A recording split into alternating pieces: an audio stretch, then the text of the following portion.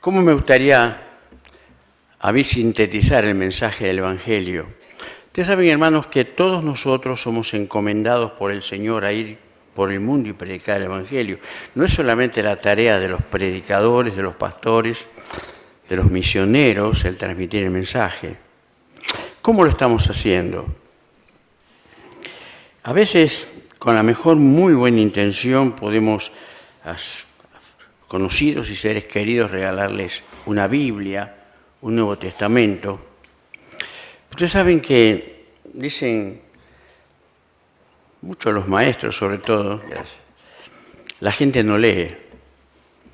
Las editoriales están haciendo cada vez más libros más pequeños, con menos páginas y letras más grandes, y a veces con dibujitos para que la gente se anime a leer. Ha habido un evangelista irlandés que decía que hay 5 evangelios: Mateo, Marcos, Lucas, Juan y nuestra vida. Y él decía que posiblemente la mayoría de las personas nunca lean los 4 primeros, pero nuestra vida es leída todos los días y no hay analfabetos para ello. Todos leen nuestra vida todos los días.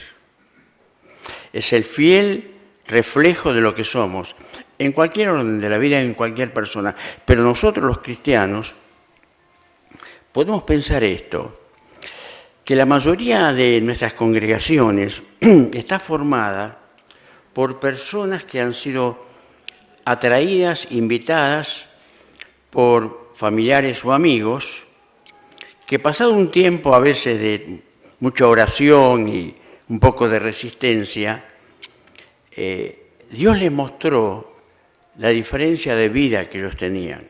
Les mostró su evangelio en vida, las buenas nuevas que la persona, el cristiano, transmite. Por eso están aquí.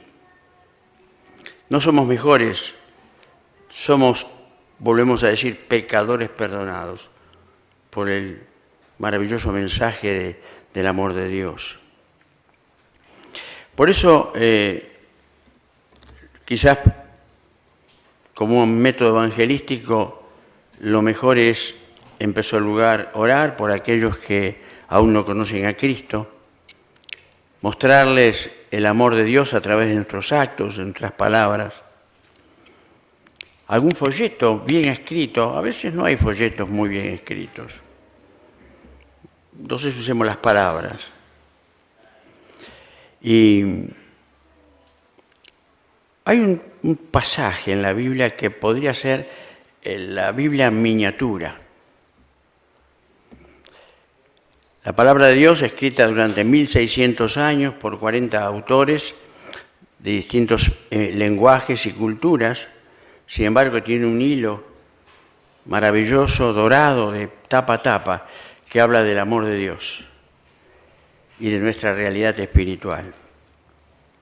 Por eso el mensaje de esta tarde, quiera el Señor que sea para alentarnos a sus hijos a tener una forma de práctica sintética de predicar la palabra, y también a nuestros amigos, bienvenidos, para que sepan cuál es el mensaje de Dios, el mensaje de la palabra de Dios.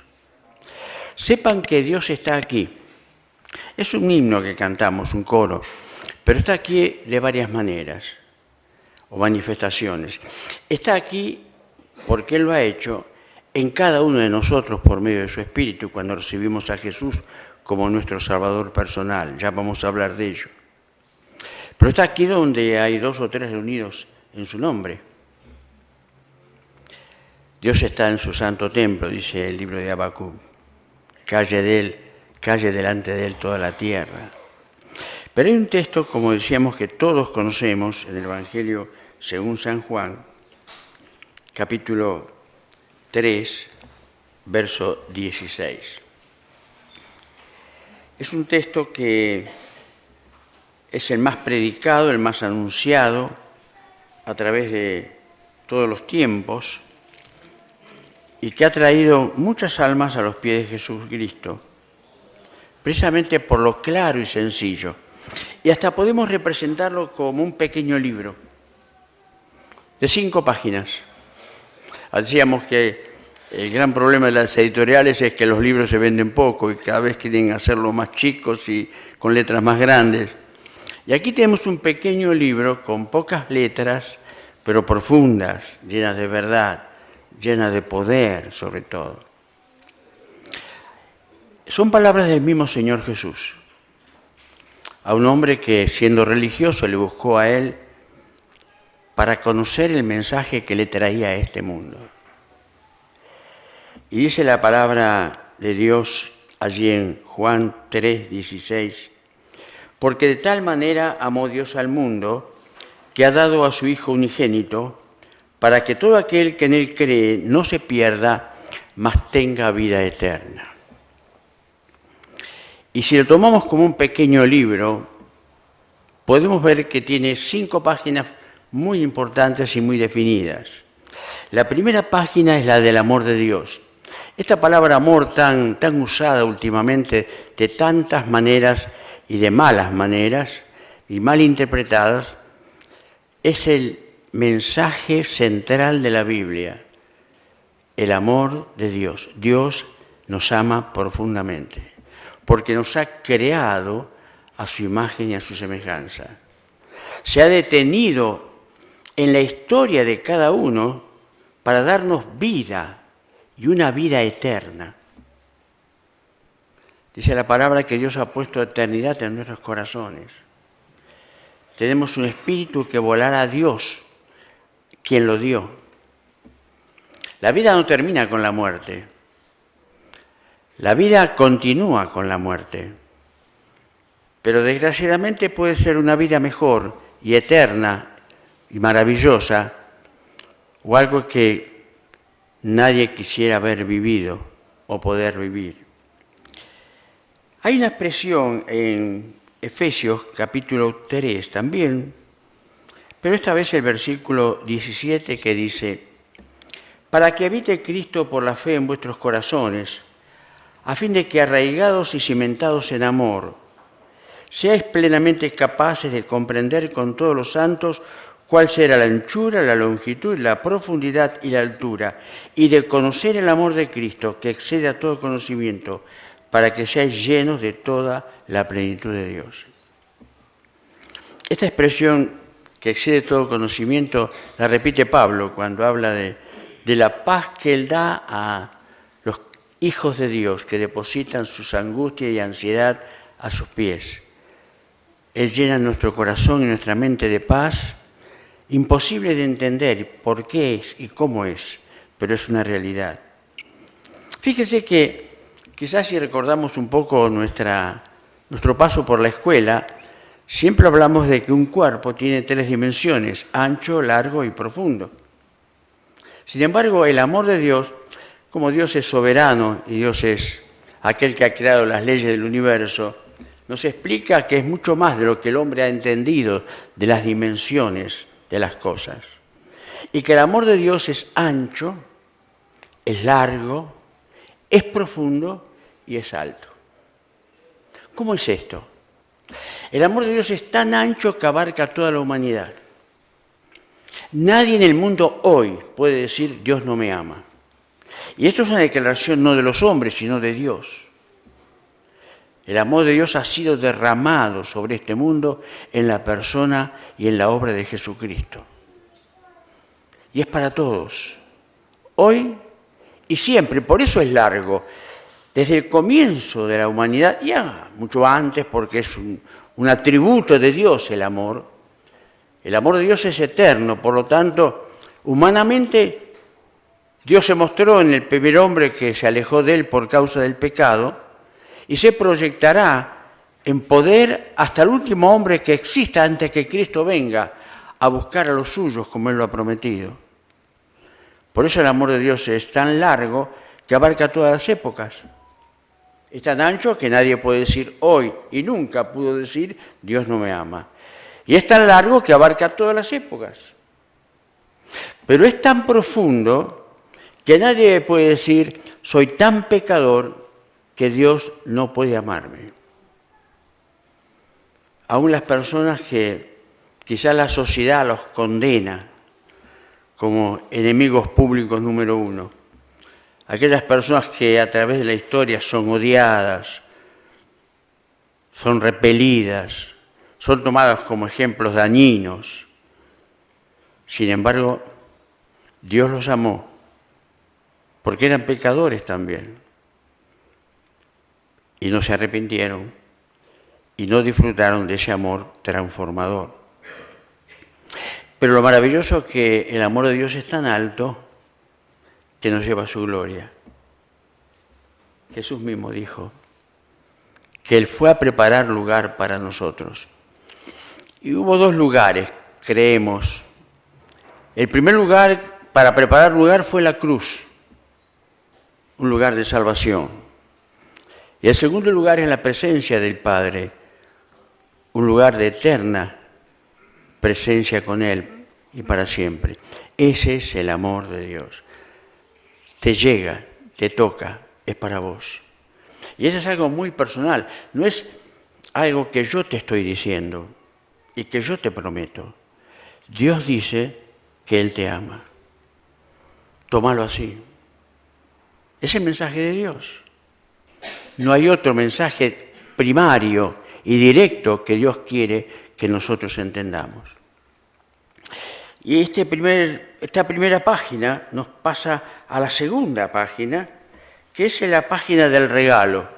Se acercan las fiestas, ¿no? Los cumpleaños también. Y no solamente los niños esperamos regalos, nos gustan los regalos. Ahora, yo no sé si ustedes saben de algún regalo que haya sido rechazado. Podría ser que alguien rechace un regalo,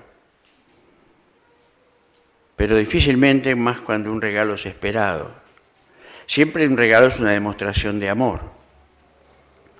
Dice la Biblia, como leíamos, porque de tal manera amó Dios al mundo que ha dado a su Hijo Jesucristo. Jesucristo es el regalo de Dios para la humanidad.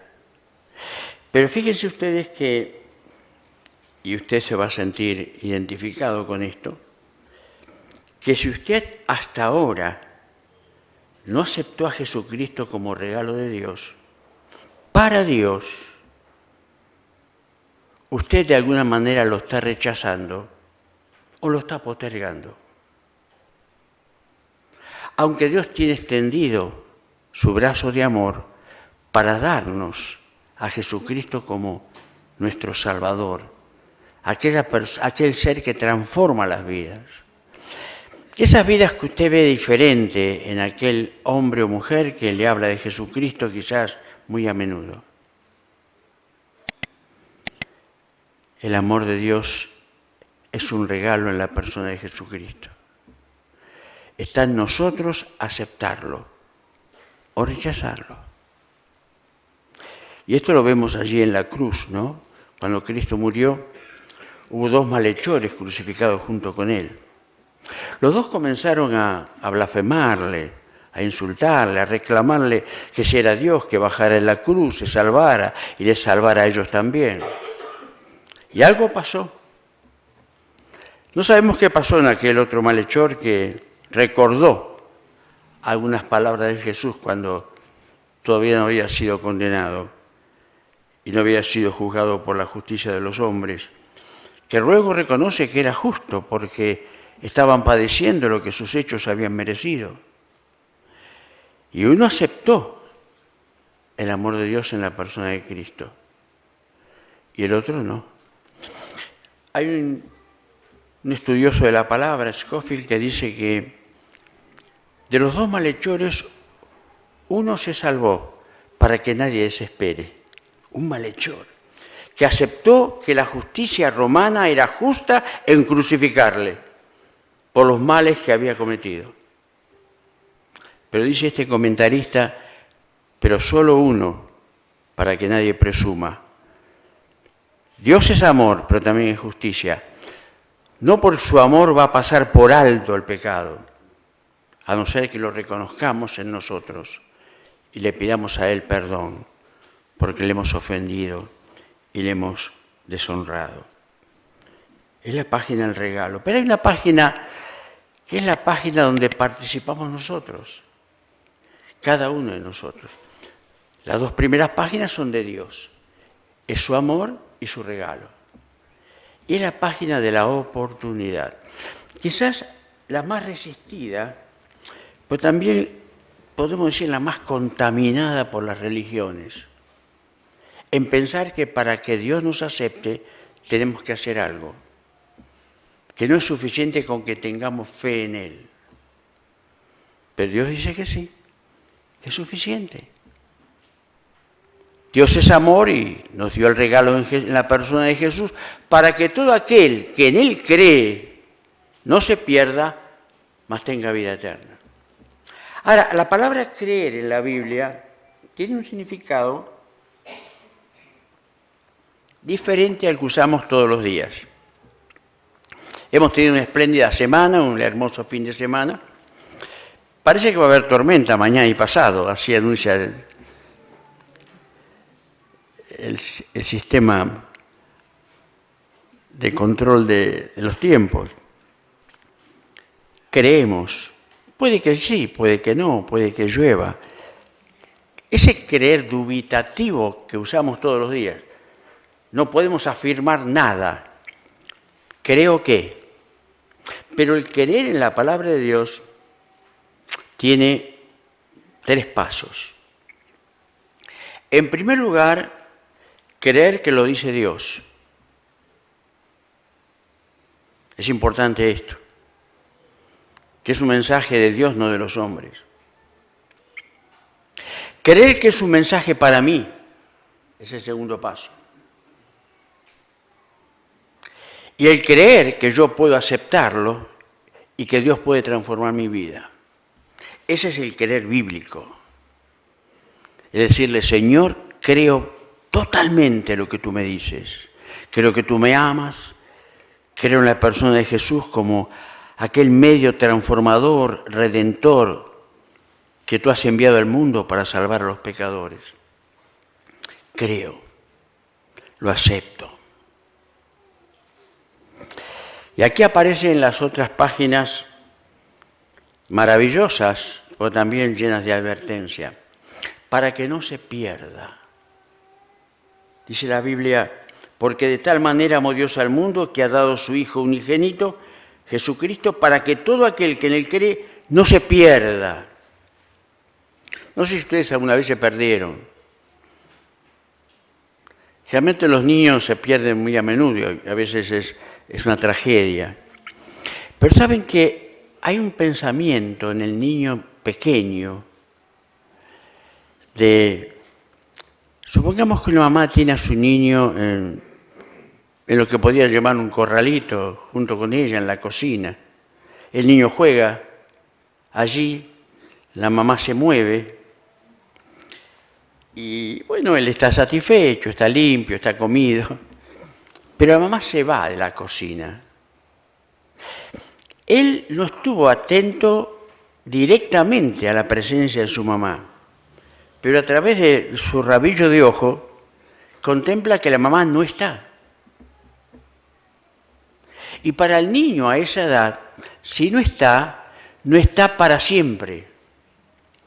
Aunque la mamá le diga, ya voy, aquí estoy, del otro lado, él tiene que verla. La sensación de perder está en nosotros desde el principio de nuestra vida. Nos aseguramos permanentemente de no perder las cosas, o que otros no las hagan perder por nosotros, ¿no es cierto? Perder es justamente el sinónimo que Jesús tanto recalcó en su prédica, es perder la vida eterna y encontrarnos con la muerte eterna. Uno de los mensajes y palabras que más repitió Jesucristo fue infierno y Satanás. Parecía imposible de creer, ¿no es cierto?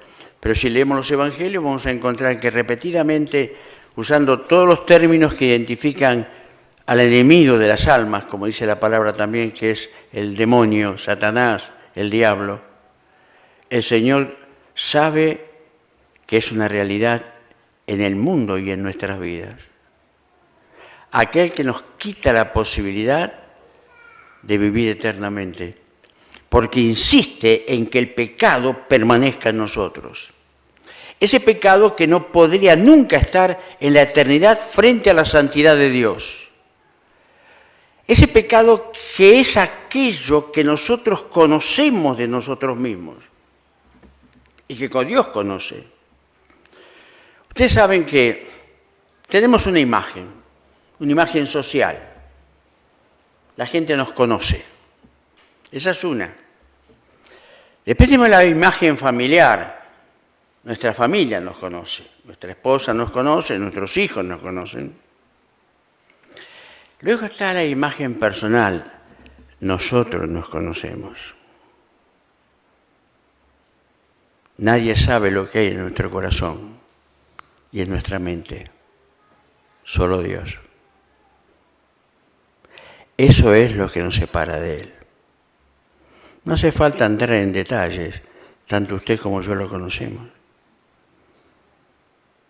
Esa mente que no podemos dominar, esos pensamientos que el mundo ha inyectado y nosotros a veces hemos abrazado y hemos hecho nuestros.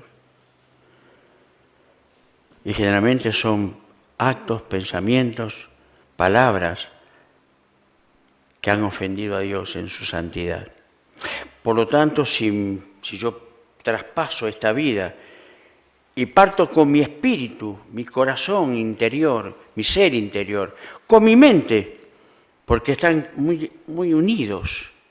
Jesús lo revela en alguna de sus parábolas, que aquellos que mueren pasan a la eternidad sabiendo de dónde han venido y lo que están haciendo y lo que van a sufrir, sin mecanismos de defensa, de justificarse que les ha tocado un lugar de castigo porque han llevado una vida de pecado.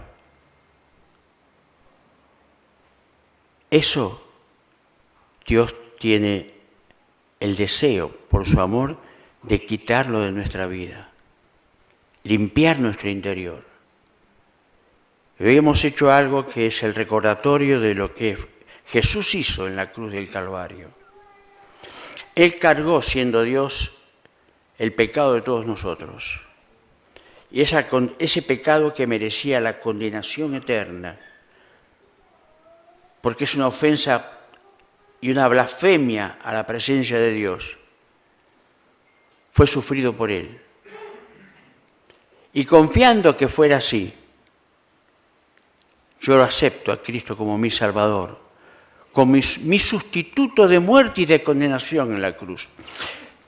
Versículos anteriores al que hemos leído, Jesús le recuerda a este religioso llamado Nicodemo que así como la serpiente fue levantada en el desierto cuando el pueblo de Israel huía de Egipto, una serpiente que era el símbolo de serpientes que habían atacado al pueblo, luego de una desobediencia, Dios quitó esa protección y serpientes venenosas mordían al pueblo, mataban a la gente.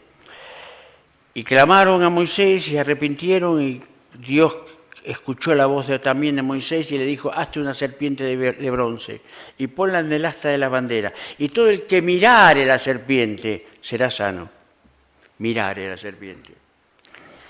Y así como hoy vemos tantas excusas y métodos que la gente cree que debe realizar para aceptar o cambiar sus vidas o que Dios lo acepte, yo me imagino cuántas personas en aquel tiempo le han dicho: pero ¿cómo? ¿Solamente mirar la serpiente de bronce seremos sanos? Si acá hay una herida infectada, yo me estoy muriendo. Si esa serpiente frotándola en la herida, algo hay que hacer para que actúe y me sane. Y ese es el pensamiento que el ser humano tiene. Yo tengo que hacer algo para que Dios me perdone. No, si yo hago algo, estoy desvalorizando la obra de Jesucristo, que lo hizo todo.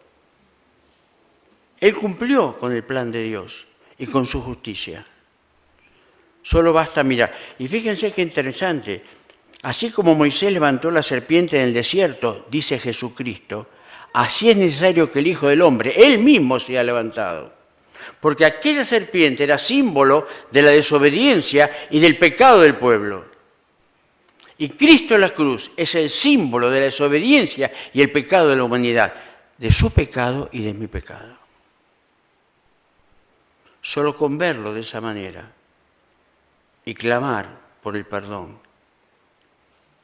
nuestra vida cambia por el poder de Dios. La Biblia no es un libro de autoayuda, es la palabra poderosa de Dios que transforma el corazón, que limpia el alma, cambia la vida. Es la palabra eterna de Dios. Es Dios hablándonos día a día, para que no nos perdamos. Pero aquí viene la página de la recompensa, mas tenga vida eterna. Tenga vida eterna. Y esta es la vida eterna que Jesús vino a traernos. Solamente confiando en Él, reconociendo que somos pecadores y necesitamos su perdón. Vamos a inclinar nuestras cabezas. Y yo le ruego, amigo, que piense, ¿cuánto va usted a postergar en aceptar el mensaje del amor de Dios? No estamos hablando de aceptar una religión. La Biblia no nombra la religión. Una sola vez hay un pasaje en la Biblia que habla que la verdadera religión es atender a las viudas y a los huérfanos en sus necesidades. Esa es una actitud caritativa, no una relación con Dios. Por eso mismo, religión es querer el hombre hacer algo para acercarnos a Dios. Eso no existe en la Biblia. Dios hizo todo. Es Dios que se acerca al hombre. Pero es necesario que en este momento usted recapacite y piense. Imagínense a aquellos dos malhechores. Perdónenme, quizás no nos veamos nunca más. Pero tengo que decirlo. Quiero que la palabra de Dios quede resonando en su corazón. Lo que usted determine hoy va a ser su decisión. Hasta otra próxima oportunidad, si existe, en poder cambiarla. A no ser que su decisión hoy sea conocer a Jesucristo como la demostración del amor de Dios. Trate de hablar con Dios. Dígale, Señor, no puedo más. Tú sabes cómo bulle en mi interior, Señor, este ser que tengo desde tanto tiempo que no puedo dominar, estos pensamientos, este mundo interior que nadie conoce sino solamente tú, que muchas veces me quita la paz, que no conozco la paz. Tú tienes poder para transformar mi vida. Reconozco que Jesucristo es tu Hijo hecho hombre, que vino a este mundo a morir por los pecadores, de los cuales yo soy uno de ellos. Y te pido perdón. Entra en mi corazón, transfórmame. Oremos. Dios y Padre, te damos gracias, Señor, por tu palabra. Qué poderosa palabra. La palabra tuya en las bocas y en los labios del Señor Jesús. Cuán grande tu amor, Señor, que le has dado a Él para entregar su vida por nosotros. Llevar nuestro pecado, nuestra condenación, nuestro castigo, para darnos salvación y vida eterna. Gracias, Señor, por solo creer, confiar en ti, aceptarte. Tú transformas nuestras vidas por el poder de la sangre de Cristo. Gracias por tu promesa de vida eterna. Gracias porque nos has arrebatado como un tizón del infierno, Señor, al cual estábamos destinados. Y nos has dado esperanza y salvación. Recibe nuestra gratitud en el nombre de Jesús, nuestro Salvador. Amén.